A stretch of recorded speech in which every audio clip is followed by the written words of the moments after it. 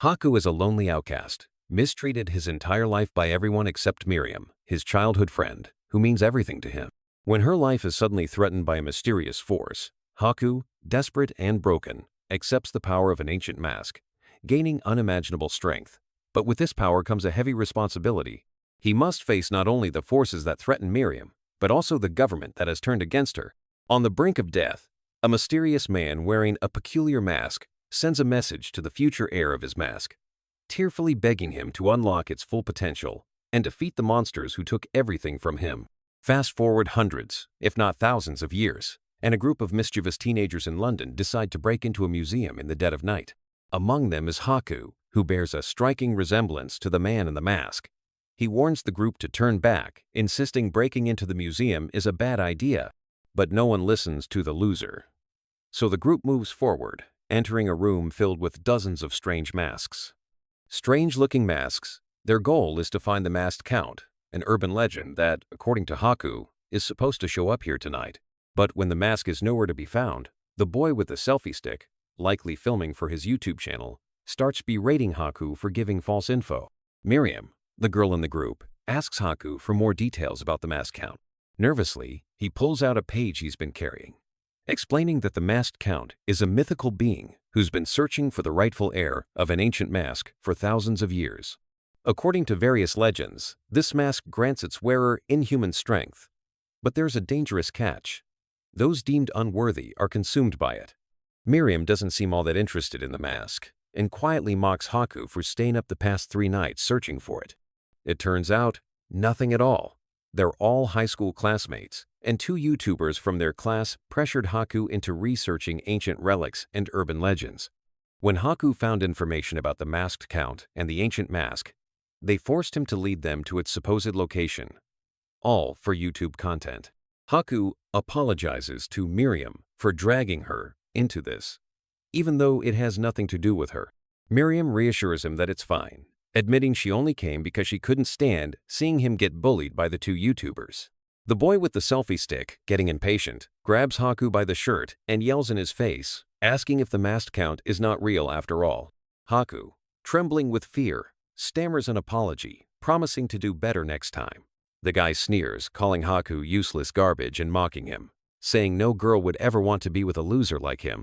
Miriam's expression hardens when she hears the comment, taking the insult personally. She steps forward and snaps, "Are you screaming like a little girl because you're scared?" Her sudden anger cuts through the tension, silencing the room. The guy, now defensive, claims it's nothing like that, referring to Miriam as the self-proclaimed protector of weaklings. He tells her to mind her own business, insisting there's no need to take the conversation any further. She lets him off the hook and then turns to Haku, asking him when the masked count is going to appear. From what he's researched, Haku believes the masked count will emerge to wear the ancient mask when the red moon is directly above them, reaching its zenith. Miriam wonders which mask it is and starts pointing around, asking Haku if it's this one. She first points at a mask made by the Mayan civilization, then a mask used in ancient Roman theater, followed by a Japanese no mask, and finally, at what looks like a fragment of a feather-shaped mask. Seeing this mask, Haku admits he's never seen the mask before, but Miriam is still impressed because he knows about all the other masks here. She asks him if he's consumed this much knowledge as a form of self-sacrifice to avoid loneliness. He admits how lonely he gets sometimes, but assures her that he's fine. He explains that he can bear everything, even getting used to being bullied, because he's faced worse situations since childhood. Apparently, his parents abandoned him at a very early age. Knowing how it feels to be alone, he's much better off spending time with his friends and bullies late at night, chatting about dumb urban legends with a genuine laugh. With a smile toward Miriam, Haku says how happy it makes him feel to be with someone in a moment like this. Miriam smiles, hearing Haku's sweet confession, and feels touched by the fact that he wants to be with her. At that moment, a white mask suddenly appears behind her head. Haku quickly pulls her away just as the mask begins to take shape, revealing itself to be the masked count. The count, in less than a second, determines that none of them here have the strength needed to wear the ancient mask. Ignoring the situation, the 2 YouTubers start recording the entire thing, which the mask count does not appreciate. In an instant, he grabs the silver-haired YouTuber and forcibly puts a mask on him, causing him to burn alive. The masked count doesn't give the others time to process what just happened. He immediately makes the other YouTuber wear a mask, turning him into sand, reducing both high schoolers to dust in mere seconds. Haku and Miriam are left in shock, not knowing what to do next. The masked count finally turns his full attention to Haku and Miriam, expressing his excitement at finally finding the perfect candidate for the mask after thousands of years. However, the potential inheritor he's been looking for is not Haku, it's Miriam. As the masked count touches Miriam's forehead, something awakens within her, rendering her unconscious, confirming that she is the one he's been searching for. The masked count takes her away, claiming she must be brought to the mask suited for her, which is somewhere else. Haku rushes forward, grabbing the masked count's coat and demanding he return his friend. But the masked count couldn't care less. He simply, because he admired Haku's backstory, sends him flying away, allowing him to live. Then, the masked count makes his escape through the ceiling. Desperate to save his dear friend, Haku comes to the only logical conclusion. He needs to get stronger, supernaturally, in order to chase after them. He begins grabbing all the masks in the museum, putting them on one by one. But none of them suit him, and with each failed attempt, he starts to bleed profusely as time runs out.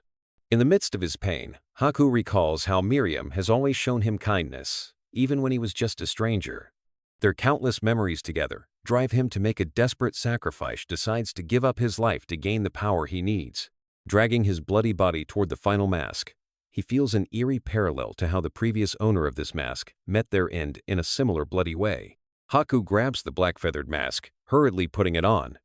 The eyes of the mask keenly inspect him, choosing him as its rightful inheritor. As he becomes the inheritor of the ancient mask, Haku is granted immense power. Meanwhile, the masked count is seen making his escape on his version of a flying nimbus. The masked count expresses how lucky he is to have run into Miriam in the museum of all places. Suddenly, the sky glows red, and as the masked count turns around, he notices a brilliant red beam of light shooting out from the museum. Before he can act, Haku appears behind him out of nowhere and almost grabs him. But the masked count dodges just in time. He tells Haku that it's dangerous to fight midair, especially with poor Miriam still hanging onto him. But Haku doesn't care. He continues to pursue him, throwing punches from every angle. The masked count accelerates to escape, but Haku uses the powers granted by the mask on his legs to match the count's speed. With a swift motion, Haku grabs the count by his backpack and throws him in the opposite direction, forcing him to release Miriam. Miriam, still unconscious, begins to fall due to gravity. Haku quickly catches up to her, hugging her tightly to his chest. He adjusts their trajectory just moments before they crash. Miraculously, Haku manages to land on his feet. After taking a brief moment to catch his breath, Haku finally comes to his senses, realizing that everything he did up until now was driven purely by adrenaline, as well as his body acting on its own due to the ancient mask's powers. The job is still far from done, though. The masked count is very much alive and furious that his harvest is being taken from him like this. He tells Haku that he will not let him get away and activates his own powers, revealing that he too is a user of ancient masks and is skilled enough to outmatch a newbie like Haku. Summoning dozens of monstrous mouths, eager to bite, the masked count directs them toward Haku. Not knowing how to defend himself, Haku grabs Miriam, shielding her with his own body. As the attack hits him, the masked count assumes the fight is over. However, when the dust settles, Haku reveals himself to be doing just fine, catching the masked count off guard. Haku strikes back, dragging the count back into the skies, desperately trying to remove his mask and strip him of his powers. But it doesn't work. As the masked count frees himself, he expresses how intrigued he is to find that a loser like Haku has mastered a mask in no more than a minute. Haku, still confused, demands an explanation from the masked count, asking him why he's so adamant about kidnapping poor Miriam. The masked count finally explains his reasoning. He introduces himself as the Merchant of Masks, revealing a collection of supernatural masks hidden under his robe. He tells Haku that he has been searching for someone to inherit a special mask for a very long time, and that's why he wants Miriam.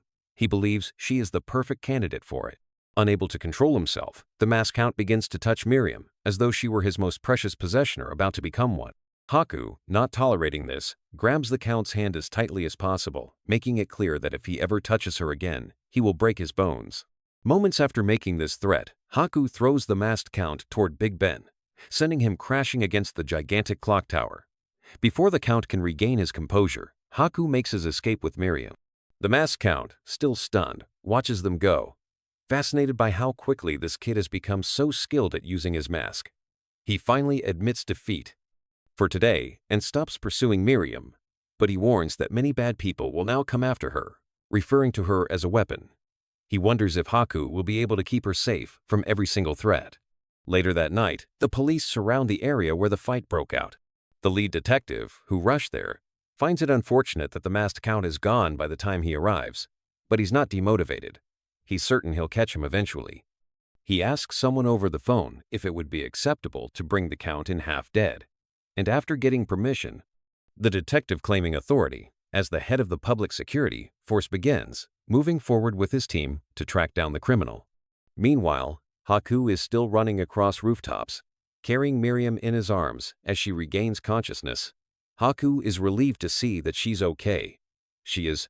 Ask him why he's wearing a stupid mask when suddenly her head starts aching badly. This makes Haku consider taking her to a hospital, but Miriam insists he stay as far away as possible from both the hospital and the police. She doesn't explain why, instead simply thanking Haku for helping her.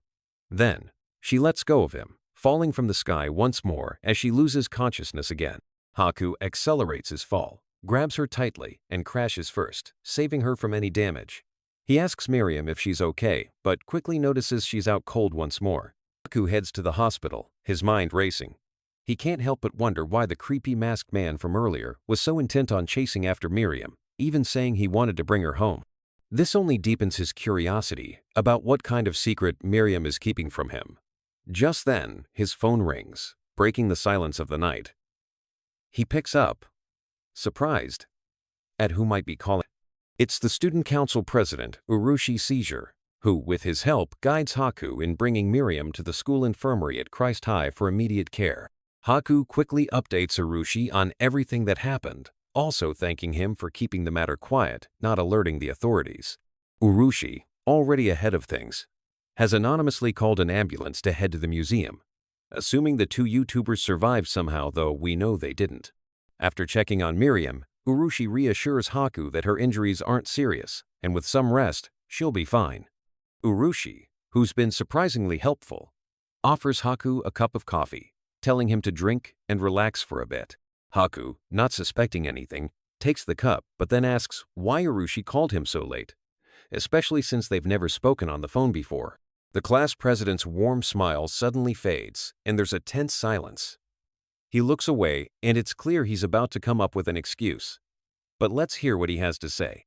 Urushi claims he received a report from. People in town had reported seeing a boy in their school's uniform, wandering around outside. Urushi quickly changes the subject, complimenting Haku for doing such a great job protecting Miriam and getting her to safety.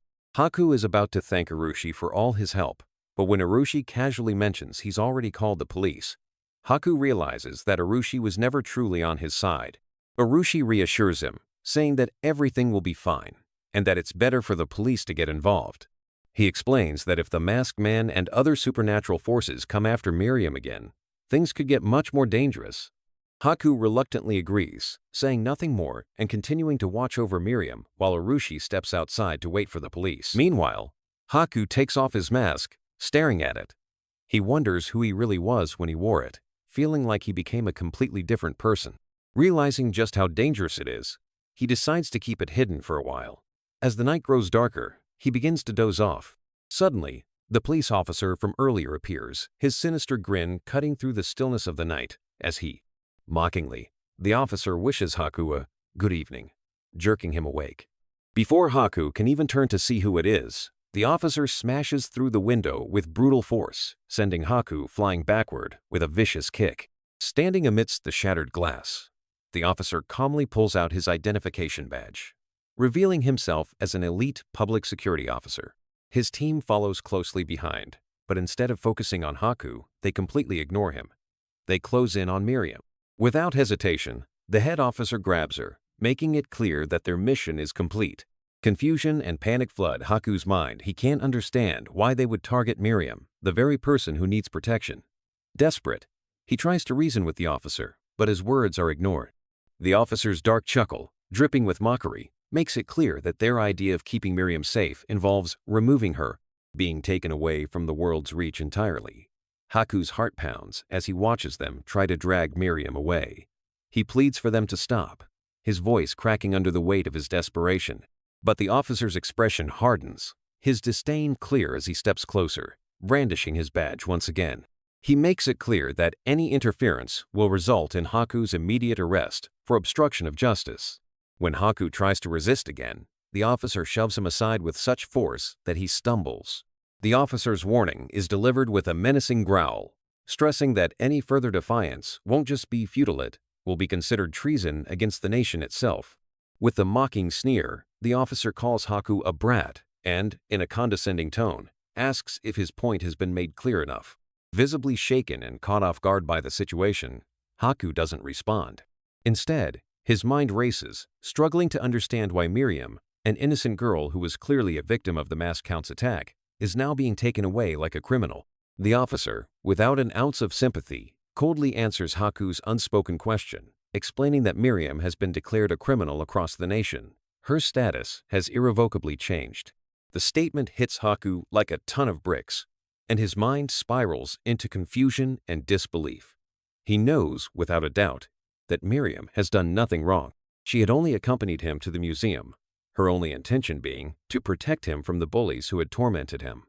Instead, she became the target of the masked count's sinister plan. And now, this officer is branding her as a criminal. None of it makes sense, and the more Haku thinks about it, the more disoriented he becomes. As the officer watches Haku's confusion deepen, he lets out a mocking laugh, his tone dripping with condescension. He clearly enjoys seeing Haku so lost and powerless. He doesn't bother explaining himself further, but simply declares, in a cryptic and menacing way, that Miriam is a weapon. The sheer absurdity of the claim leaves Haku even more perplexed. His thoughts are a whirlwind of questions, but as he begs the officer for clarification, his pleas are dismissed with cruel indifference.